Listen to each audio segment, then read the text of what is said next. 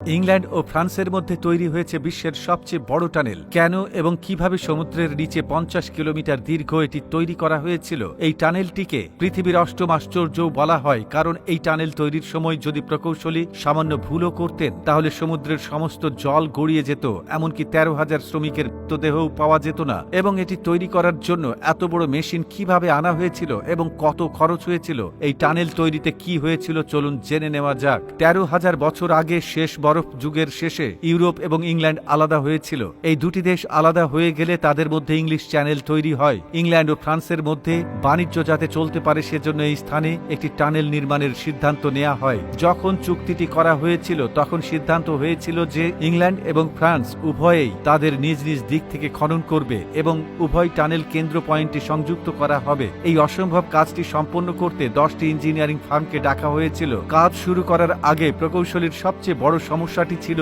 TBM machine, অর্থাৎ tunnel boring machine. আসলে আজকের আগে এত বড় ব্যাসের একটি টিবিএম মেশিন তৈরি হয়নি এবং সে কারণেই হাজার হাজার মাইল দূরে সিয়াটলে এই মেশিনটি তৈরি করা হয়েছিল। এই মেশিনটি 800 ফুট লম্বা এবং 1500 টন ওজনের তৈরি করা হয়েছিল। এর ব্যাস ছিল 50 ফুট এবং এতে মরিচা দাগ কার্বাইডের ধারালো ব্লেড ছিল। মাটি ও ধ্বংসাবশেষ বের করার জন্য মেশিনের পেছনে একটি কনভেয়ার বেল্ট ছিল।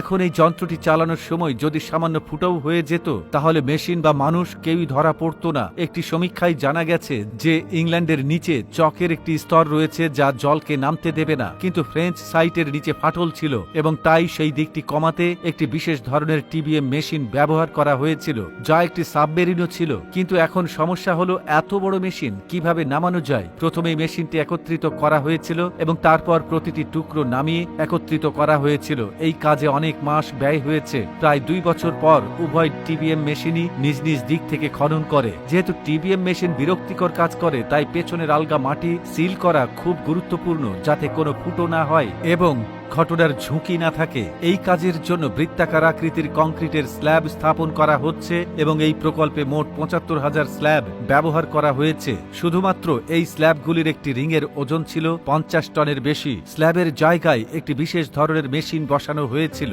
বহু বছর পর যখন এই দুটি সুড়ঙ্গের পরস্পরের দেখা হওয়ার অপেক্ষায় ছিল সবাই, যদি দুটি টিবিএম মেশিন পরে না পাওয়া যেত তাহলে পুরো প্রকল্পটি ব্যর্থ হতে পারত।